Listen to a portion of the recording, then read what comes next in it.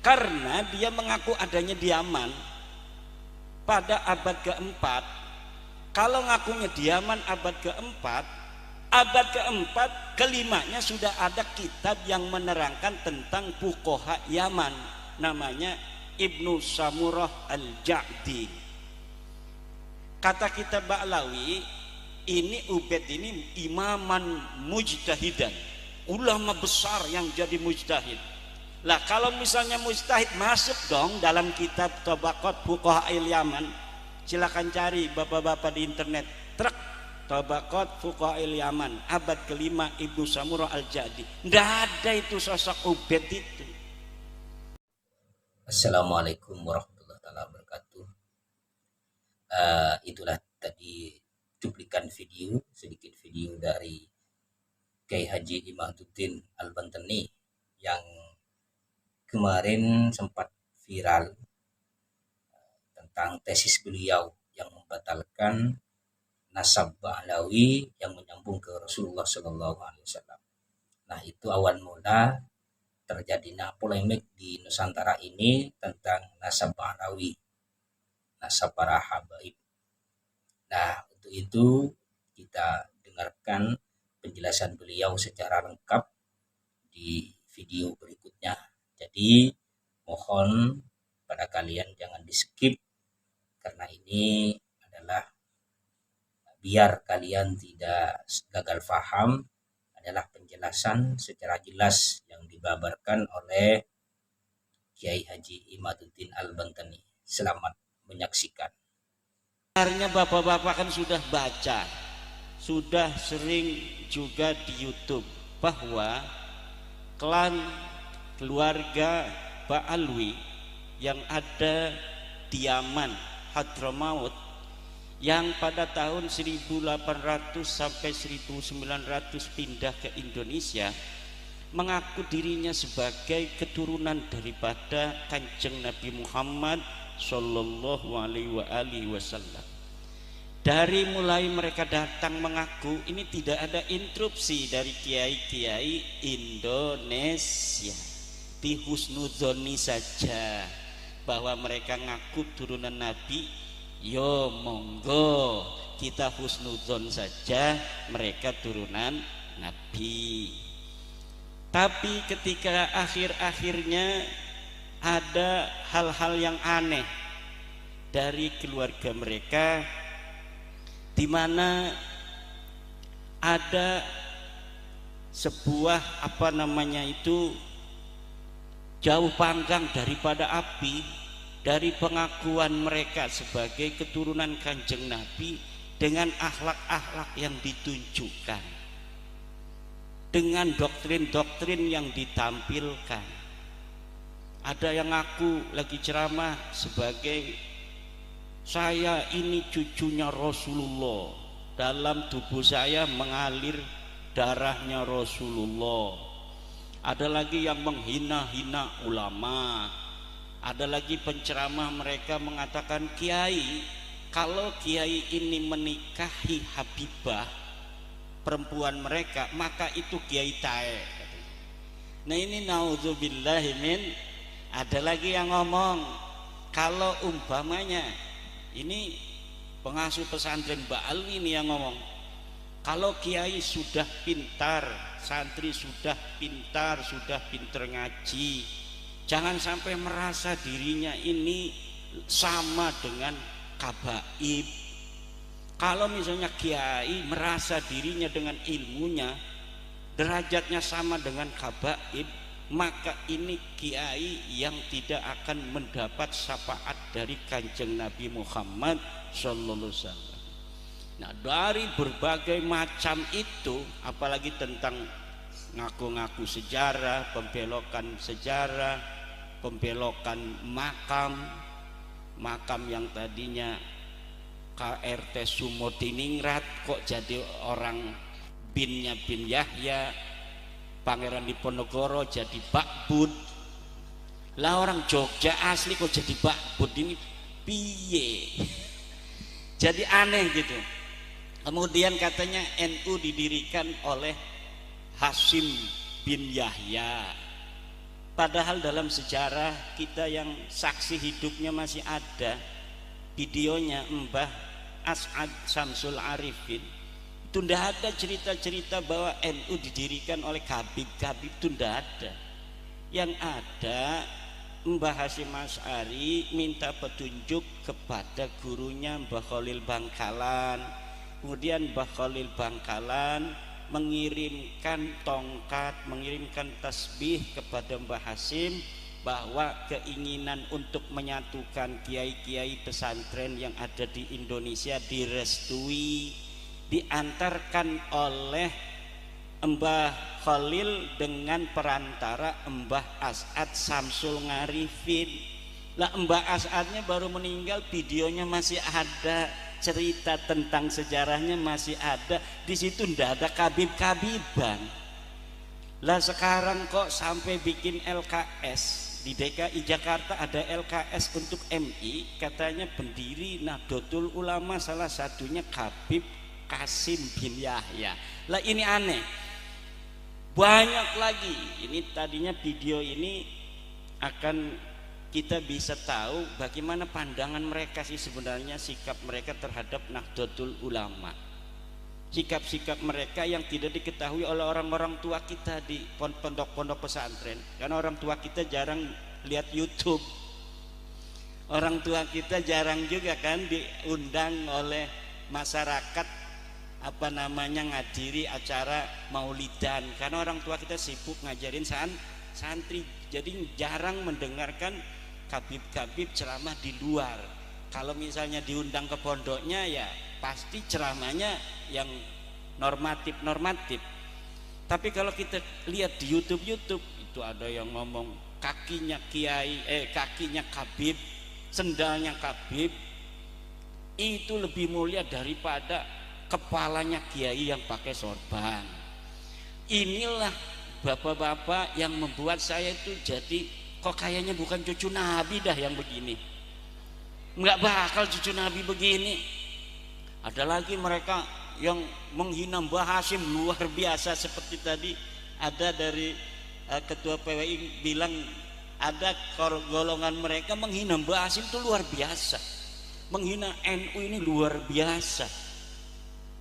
Tapi orang-orang tua kita banyak yang nggak ngerti. Kenapa? Orang tua kita jarang kayak kita. Orang tua kita itu jarang lihat HP, lihat megangnya tasbih.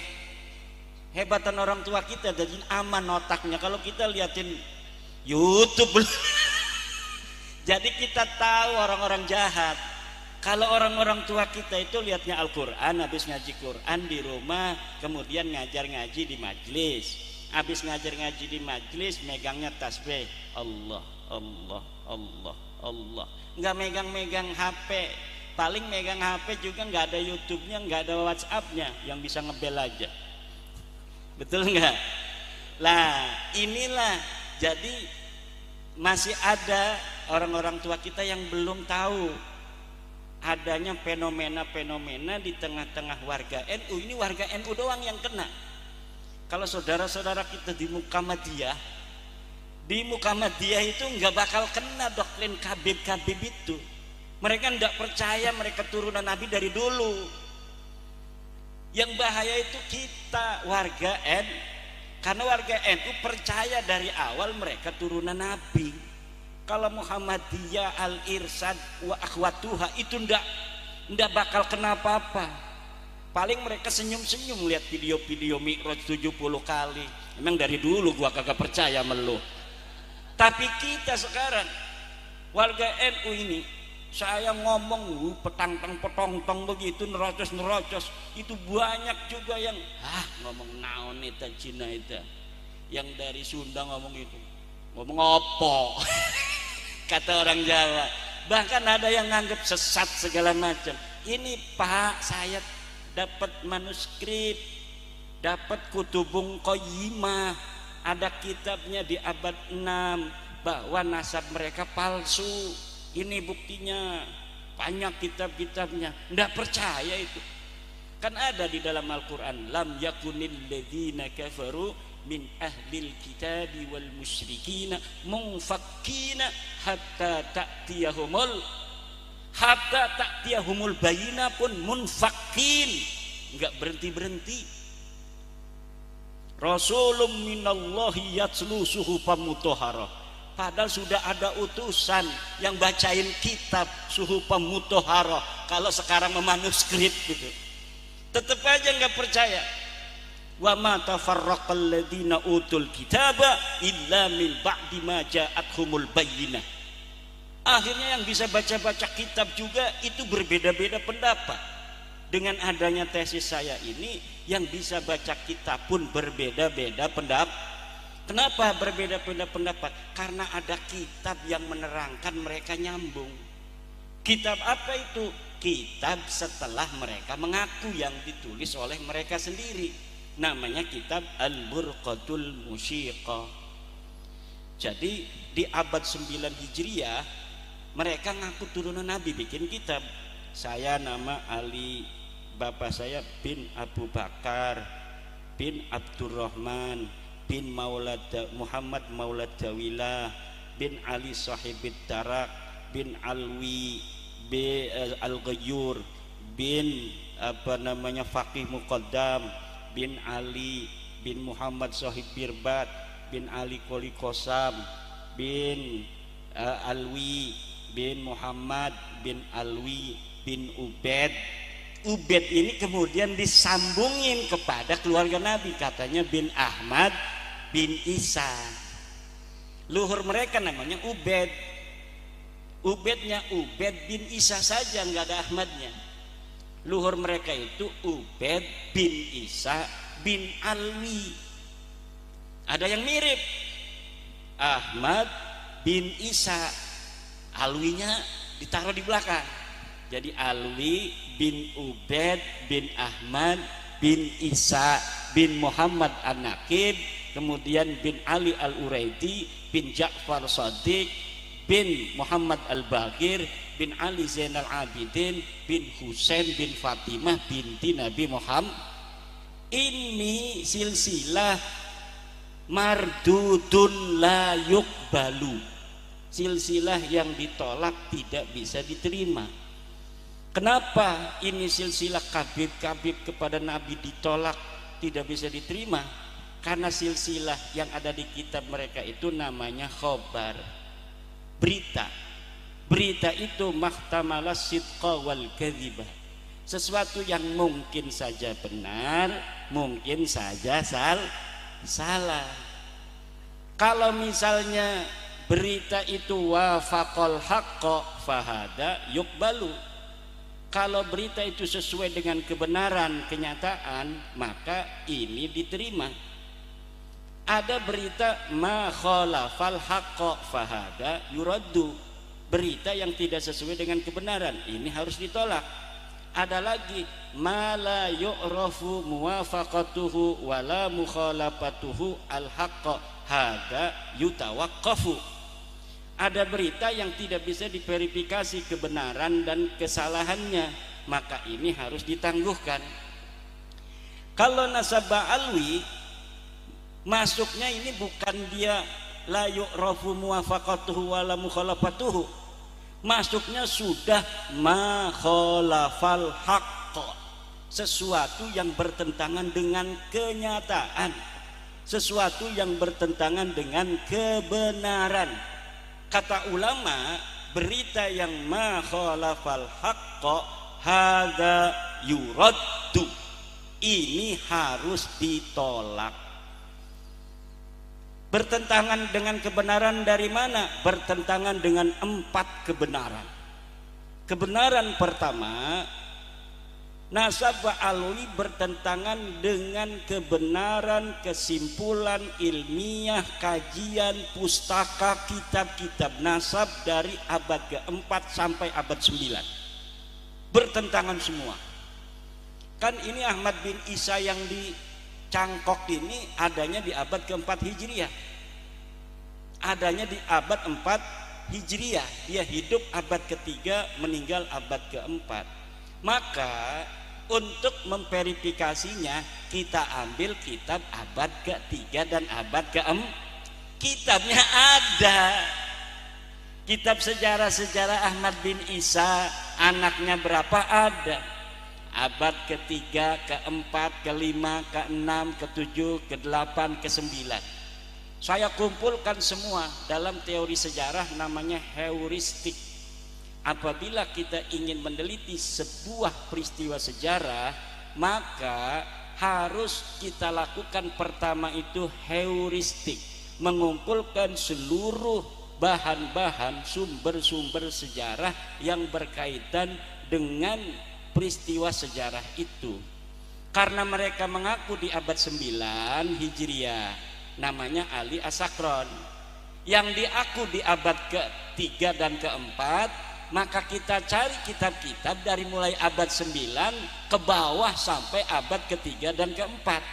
Saya menemukan kitabnya, ada dalam kitab Nasab Siri Silsilatul Alawiyah, kemudian kitab Tahdhibul Ansab, kemudian kitab Al-Majdi, kemudian kitab Muntaqilatut Talibiyah, kemudian kitab Asy-Syajarah Al-Mubarakah, kemudian kitab Al-Asili, kemudian kitab As-Sabatul Musan, kemudian kitab Ibnu Inabah, kemudian kitab An-Nabhah Al-Ambariyah. Itu kitab-kitab nasab. Kemudian kitab-kitab sejarah, kita cari juga. Sejak abad ketiga apakah sudah ada kitab sejarah yang tulis? Di situ ada Sirah Ibnu Hisham, di situ ada kitab Tarikh Baghdad, ada yang di Yaman namanya Musallam Al-Lahaji di abad kelima. Di Yaman juga ada Ibnu Samurah, namanya kitab Tabaqatu Fuqaha'il Yaman. Ada kitab Al-Janadi, ada kitab Al-Iklil, ada kitab Al-Kamil fit Tarikh dan lain sebagainya. Semuanya saya baca, saya cari. Ini seorang namanya Ubaid yang ngaku anak Ahmad bin Isa. Apa bener dia anaknya Ahmad bin Isa? Boro-boro menemukan dia anaknya Ahmad bin Isa, uang-uangnya bae laka, uang yang orono, sosoknya ini tidak ada. Bagaimana bisa menemukan kesimpulan sosoknya tidak ada? Karena dia mengaku adanya di Yaman pada abad keempat. Kalau ngakunya di Yaman abad keempat, abad keempat kelimanya sudah ada kitab yang menerangkan tentang fuqaha Yaman, namanya Ibnu Samurah Al-Ja'di. Kata kitab Ba'lawi, ini Ubaid ini imaman mujtahidan, ulama besar yang jadi mujtahid. Lah kalau misalnya mujtahid masuk dong dalam kitab Tabaqat Fuqaha'il Yaman. Silakan cari bapak-bapak di internet. Truk Tabaqat Fuqaha'il Yaman abad kelima Ibnu Samurah Al-Ja'di. Tidak ada itu sosok Ubaid itu. Kemudian katanya dia punya cucu namanya Muhammad Shahib Mirbat. Pada abad ke-7 meninggalnya. Kita cari tuh di Mirbat itu ada ulama-ulama besar yang bareng dengan beliau. Namanya Muhammad Ali Al-Qal'i. Sama-sama meninggalnya di abad itu. Kita ambil kitab sejarah yang menerangkan Mirbat. Kita dapat kitab Al-Iklil yang menerangkan ulama-ulama di Mirbat. Kita dapat kitab As-Suluk fi Tabaqatil Ulama'i wal Muluk yang nerangin ulama-ulama di Mirbat. Yang lain disebutin, Muhammad Shahib Mirbat ini tidak disebutin. Katanya dia gurunya guru, ulama di Mirbat semua muridnya dia. Tapi kenapa murid-muridnya ada, dianya kagak ada? Karena memang itu hanya nulis-nulis saja. Kayak sekarang ini gurunya ini mendirikan NU, ini menjadi penentu tanggal kemerdekaan Indonesia. Peristiwanya nggak begitu. Pak Anhar Gonggong mengenai bagaimana Soekarno benar malam-malam itu ke rumah Habib sebelum membacakan proklamasi, ya nggak ada. Bagaimana dia ada di rumah Habib, orang dianya habis dari Rengas Dengklok kemudian langsung persiapan membacakan teks proklamasi sampai jam 6, sampai dia nggak puasa karena sakit. Ada beritanya, sejarahnya ditulis, dia sampai pagi nggak bisa tidur, salah lagi, dibuang lagi, salah lagi, ditemenin oleh orang banyak, Dan tidak ada peristiwa dia ke rumah Khabib minta doa, minta restu untuk membacakan proklamasi. Tapi kan sekarang ditulis, banyak juga akhirnya yang percaya, dibikin juga YouTube-nya. Apalagi kalau yang ngomong orang besar, yang ngomong orang gede, ulama besar, waliullah, ya orang banyak percaya.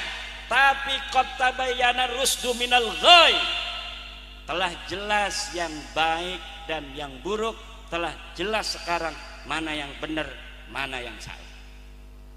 Nasab mereka tidak terverifikasi, nasab mereka bertentangan dengan kebenaran kitab-kitab nasab. Yang kedua, nasab mereka bertentangan dengan kebenaran tes DNA. Ini yang sulit dibantah ini, qot'i ini. Kalau tes DNA itu qot'i.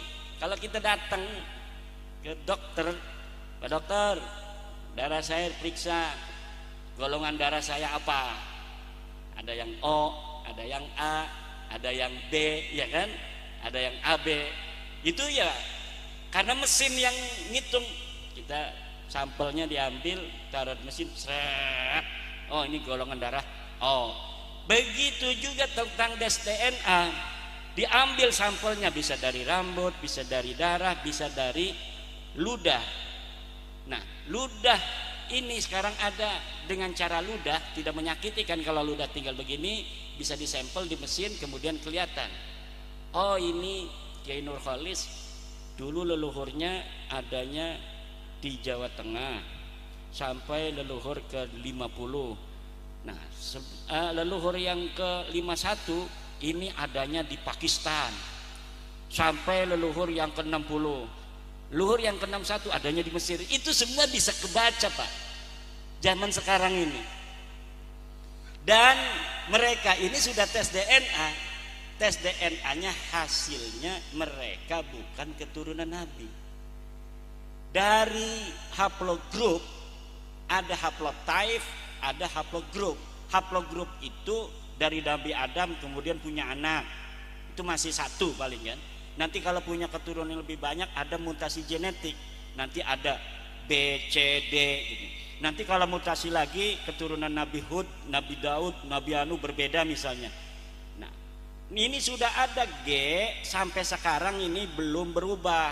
Dia bukan turunan Nabi Ibrahim, dia bersaudara di Nabi Nuh. G ini saudara di Nabi Nuh. Nanti Nabi Nuh punya keturunan. Ini haplogrupnya bermutasi dari IJK menjadi J1. Dari J1 sampai sekarang belum bermutasi Nabi Ibrahim.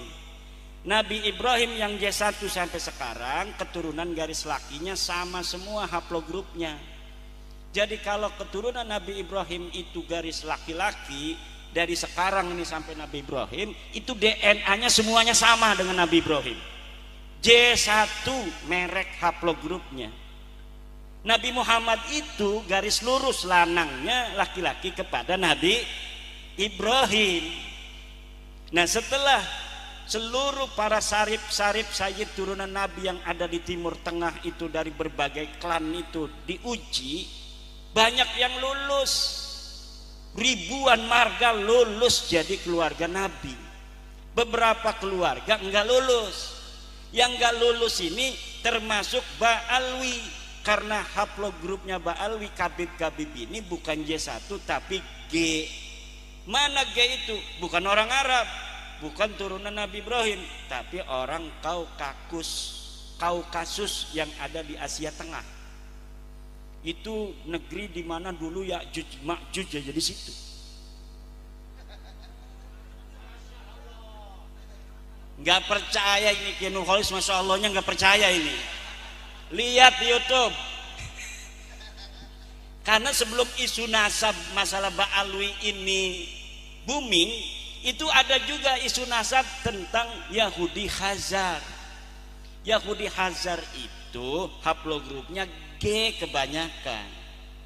Itu sebelum booming masalah nasab Ba'alwi, itu dunia digegerkan oleh terbongkarnya nasab Yahudi Israel.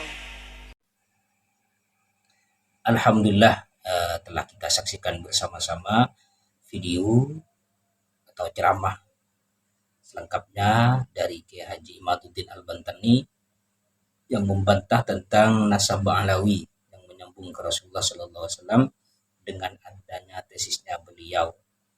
Di sini sudah dijelaskan secara jelas dan semoga kalian bisa paham dan ceramah ini membawa barokah kepada kita semua. Amin amin ya rabbal alamin. Dan jangan lupa untuk share dan komen pendapat kalian tentang tesisnya Kiai Haji Imaduddin Al-Bantani. Dan jangan lupa like dan share sebanyak-banyaknya. Dan dari saya, wassalamualaikum warahmatullahi wabarakatuh.